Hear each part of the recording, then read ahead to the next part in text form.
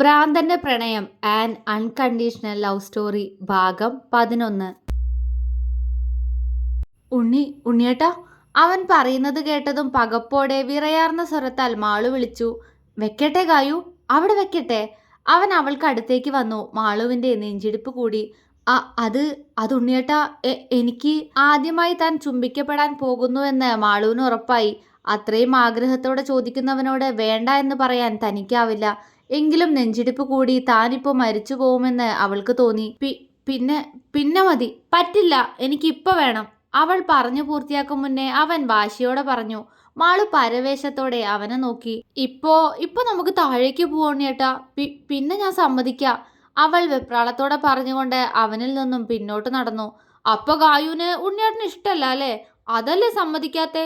ഭാര്യയല്ലേ എന്റെ, എന്നിട്ടും സമ്മതിച്ചില്ല. അവൻ സങ്കടത്തോടെ പറഞ്ഞുകൊണ്ട് അവളെ പിണക്കത്തോടെ നോക്കി. ഞാനിനി മിണ്ടൂല, നോക്കിക്കോ. അവൻ കെറിവിച്ചുകൊണ്ട് ബെഡിൽ പോയിരുന്നു. ഉണ്ണിയേട്ടാ, മാള് കെഞ്ചി. എന്നെ വിളിക്കണ്ട, ഞാൻ പിണങ്ങിയല്ലോ. പിണങ്ങിയ പിന്നെ വിളി കേട്ടൂടാ. അവൻ ദേഷ്യത്തോടെ പറഞ്ഞുകൊണ്ട് മുഖം തിരിച്ചു.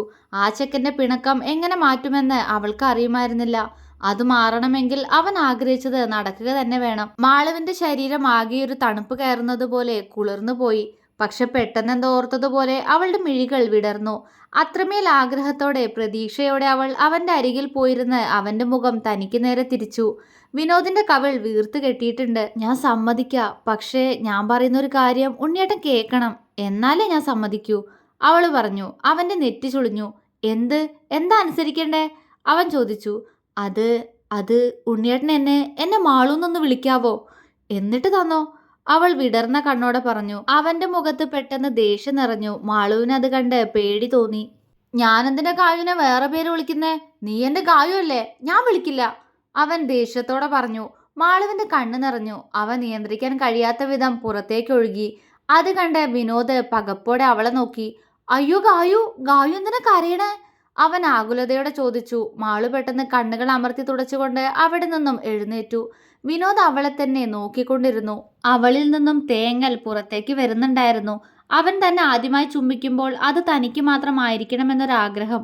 അത്രേ ഉള്ളൂ അവൾക്ക്. അവളുടെ പേര് അവന്റെ വായിൽ നിന്ന് കേൾക്കാൻ അത്രയും ആഗ്രഹമാണ് അവൾക്ക്. പക്ഷേ അവനത് വിളിക്കില്ല. മാളുവിന് നെഞ്ചു പൊട്ടുന്നത് പോലെ വിങ്ങി. കണ്ണുകൾ തുളുമ്പുമ്പോൾ ചുണ്ടും വിറയ്ക്കുന്നുണ്ടായിരുന്നു. അവൾ പതിയെ കണ്ണാടിയുടെ മുന്നിൽ ചെന്ന് നിന്ന് സെറ്റുമുണ്ടിന്റെ പിൻ ഷോൾഡറിൽ നിന്നും ഊരി. അവൾ വിനോദിനെ ഒന്ന് തിരിഞ്ഞു നോക്കി. അവൻ അവളെ തന്നെ നോക്കിയിരിക്കുകയാണ് അപ്പോഴും. മാളു അലമാരയിൽ നിന്നും ഒരു ധാവണിയും എടുത്ത് ബാത്റൂമിലേക്ക് കയറാൻ തുടങ്ങുമ്പോഴേക്കും വിനോദ് ഓടി വന്ന് അവളെ പിന്നിൽ നിന്നും പൊക്കിയെടുത്തിരുന്നു. മാളു പകച്ചുപോയി. അവളുടെ കയ്യിൽ നിന്ന് ധാവണി നിലത്തേക്ക് വീഴുന്നതിനൊപ്പം മാറിൽ നിന്നും വസ്ത്രവും ഊർന്ന് താഴേക്ക് വീണിരുന്നു. അവന്റെ കൈകൾ അവളുടെ നഗ്നമായ വയറിൽ മുറുകിക്കൊണ്ട് അവളെ അവന് നേരെ തിരിച്ചു നിർത്തി. മാളു തേങ്ങി കരഞ്ഞുകൊണ്ട് അവനെ നോക്കി. വിനോദ് അവളുടെ മുഖം കയ്യിൽ കോരിയെടുത്തു. ഉമ്മ വെച്ചോട്ടെ, എല്ലാം അറിഞ്ഞിട്ട് തന്നെയല്ലേ ഞാൻ ഉണ്ണിയേട്ടനെ സ്നേഹിച്ച്.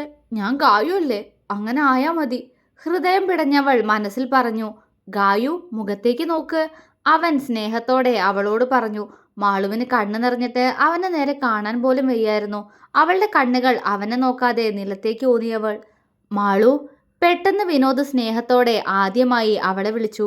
മാളുവിന്റെ കണ്ണു നിറഞ്ഞു. ഞെട്ടലോടെ അവൾ അവന്റെ മുഖത്തേക്ക് നോക്കി. കണ്ണുകൾ ഇറുക്കി ചിമ്മി കണ്ണുനീരിനെ ഒഴുക്കി കളഞ്ഞു.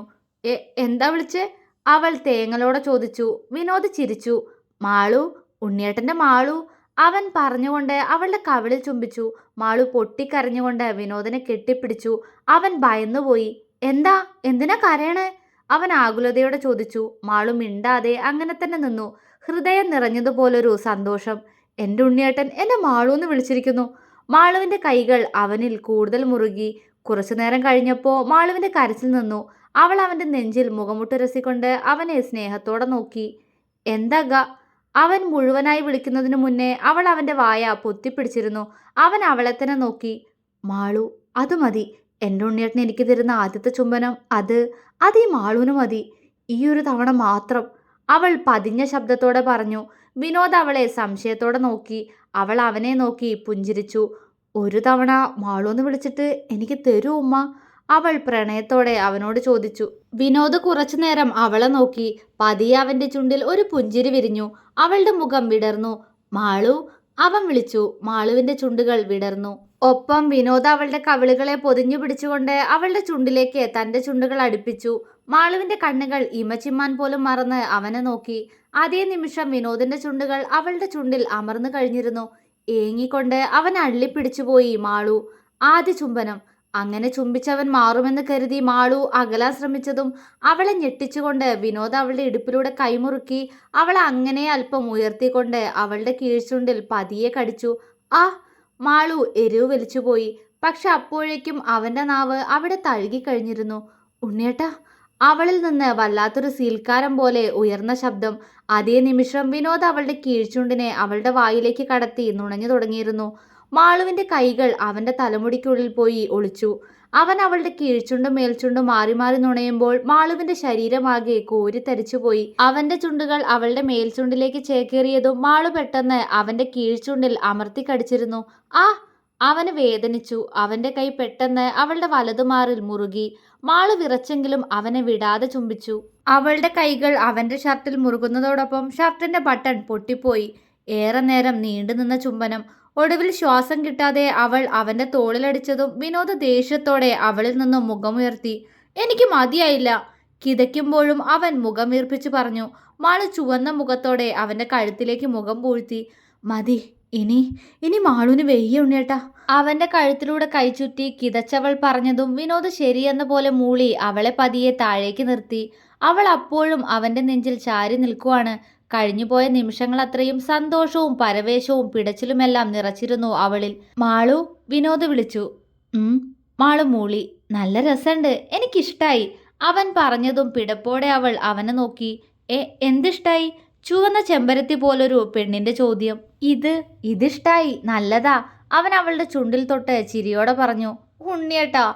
മാളു നാണത്തോടെ വിളിച്ചു. സ്വപ്നത്തിൽ ഇങ്ങനെ കണ്ടു കായു. എനിക്കിനി എപ്പോഴും ഇങ്ങനെ തരുമോ? അവൻ ആവേശത്തോടെ ചോദിച്ചു. മാളു അവനെ വാ പൊളിച്ച് നോക്കിപ്പോയി. എന്തിനാ എന്നെ കടിച്ചേ നീ? എനിക്ക് ചുണ്ട് നീറണു. ഇഷ്ടം കൊണ്ട് കടിച്ചതാണോ? കഴുത്തിൽ കടിച്ചപ്പോ അങ്ങനെയല്ലേ പറഞ്ഞേ? അവൻ സന്തോഷത്തോടെ ചോദിച്ചു. മാളു അപ്പോഴാണ് അവന്റെ ചുണ്ടിലേക്ക് നോക്കുന്നത്. അവന്റെ ചുണ്ട് പൊട്ടി ചോര പൊടിഞ്ഞിട്ടുണ്ട്. അയ്യോ, ദേ മുറിഞ്ഞൂലോ. അവൾ വെപ്രാളത്തോടെ പെട്ടെന്ന് അത് തുടച്ചു കൊടുത്തു. അത് സാരില്ല. ഇഷ്ടം കൊണ്ടാണോ കടിച്ചേ? അത് പറ. അവൻ അവളുടെ മുഖത്തേക്ക് സൂക്ഷിച്ചു നോക്കി. ആ, ഇഷ്ടം കൊണ്ടാ. മാള് കൊഞ്ചി. ആണോ? അപ്പോ എനിക്കും ഇഷ്ടാ. അതാ ഞാനും കടിച്ചേ. അവളുടെ ചുണ്ടിലേക്ക് നോക്കിയവൻ പറഞ്ഞതും അവൾ ചിണുങ്ങിക്കൊണ്ട് അവന്റെ നെഞ്ചിലേക്ക് മുഖം പൂഴ്ത്തിക്കളഞ്ഞു. വിനോദ് ചിരിയോടെ അവളെ ചേർത്തു പിടിച്ചു. ഒരു വട്ടം കൂടെ തരുവോ? അവൻ കുറുമ്പോടെ അവളുടെ മുഖം പിടിച്ചുയർത്തി. ഇനി തരൂല. അവൾ കൊഞ്ചി. മാളു. ദേ മാളൂന്ന് വിളിച്ചു. തായോ. അങ്ങനെ വിളിച്ചാ സമ്മതിക്കില്ലേ? അവൻ സന്തോഷത്തോടെ ചോദിച്ചതും മാളു അവനെ കൂർപ്പിച്ചു നോക്കി. അയ്യടാ, അപ്പൊ അതിനാണ് ഇങ്ങനെ വിളിച്ചേ? പോടുന്ന്. ഞാൻ തരൂല. മാളു ചിരിച്ചുകൊണ്ട് അവന്റെ കവിളിൽ പതിയെ ഒന്ന് കടിച്ചു വിട്ടു. വിനോദ് ചിരിച്ചെങ്കിലും മാളു എന്ന് വിളിച്ച് ഒരു ഉമ്മ കൂടി ഒപ്പിക്കാമെന്ന ഉദ്ദേശം നടക്കാത്ത നിരാശയും അവനിലുണ്ട്. എന്നാലും ഇനിയും അങ്ങനെയൊക്കെ ചെയ്യാനുള്ള ഒരു കൊതിയും അവനിൽ നിറഞ്ഞു പോകുന്നു. ഏട്ടത്തി. പെട്ടെന്ന് വാതിലിൽ ഒരു കൊട്ട് കേട്ടു. മാളു പിടഞ്ഞുകൊണ്ട് അവനിൽ നിന്ന് അകന്നു നിന്നു. വിനോദിന്റെ മുഖം വീർത്തു. ഏട്ടത്തി. ചിന്നു ആയിരുന്നു അത്. ആരാടി അത്? പോവിടുന്ന്. ഞാനും കായും സ്നേഹിക്കുക. നീ പോ. വിനോദ് ദേഷ്യത്തോടെ വിളിച്ചു പറഞ്ഞു. എന്റെ മഹാദേവ. മാള് വിളിച്ചുകൊണ്ട് പെട്ടെന്ന് അവന്റെ വാ പൊത്തിപ്പിടിച്ചു. പുറത്തുനിന്നുള്ള വാതിലിൽ കൊട്ടുന്ന ശബ്ദം നിലച്ചു. ചിന്നു. മാള് പതർച്ചയോടെ വിളിച്ചു. ഏട്ടത്തി. അത് പിന്നെ ഏട്ടത്തിയുടെ വീട്ടിൽ നിന്ന് എല്ലാവരും വന്നിട്ടുണ്ട്. അത് പറയാനാ ഞാൻ വന്നേ. നിങ്ങൾ അങ്ങോട്ട് വന്നാ മതി. വിനോദിന്റെ വായിൽ നിന്നും വന്ന വാക്കുകളുടെ അർത്ഥം മനസ്സിലാക്കി ചിന്നു ചമ്മലോടെ പുറത്തുനിന്ന് വിളിച്ചു പറഞ്ഞു. ചിന്നു. ചമ്മലോടെ മാളു വിളിച്ചു. അങ്ങോട്ട് വരാൻ നോക്ക് രണ്ടാളും. എല്ലാരും താഴെയുണ്ട്. ഞാൻ പോവാ. നിന്നെ ഞാൻ എടുത്തോളാട്ടൂടി ഏട്ടത്തിപ്പെണ്ണെ. പുറത്തുനിന്നും കുറുമ്പോടെ പറഞ്ഞുകൊണ്ട് ചിന്നു താഴേക്ക് ഓടി. ഈശ്വര, നാണം കിട്ടൂലോ ഈ ഉണ്ണിയേട്ടൻ. അവൾ പറഞ്ഞുകൊണ്ട് വിനോദിന്റെ വായിൽ നിന്നും കൈയെടുത്ത് അവനെ കൂർപ്പിച്ചു നോക്കി.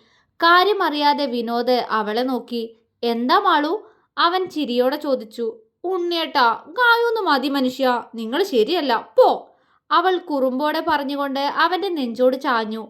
വിനോദ് ചിരിയോടെ അവളുടെ നെറുകയിൽ ചുംബിച്ചു. മാളുവിന്റെ വിരലുകൾ അവൻ ചുംബിച്ച തന്റെ ചുണ്ടിൽ പതിയെ തഴുകിയതും മുഖത്തേക്ക് രക്തം ഇരച്ചു കയറിയവൾ ബട്ടൺ പൊട്ടിയ അവന്റെ ഷർട്ടിനിടയിലൂടെ കാണുന്ന രോമാവൃതമായ അവന്റെ നെഞ്ചിലേക്ക് ചുണ്ടുകൾ അമർത്തിവെച്ചു.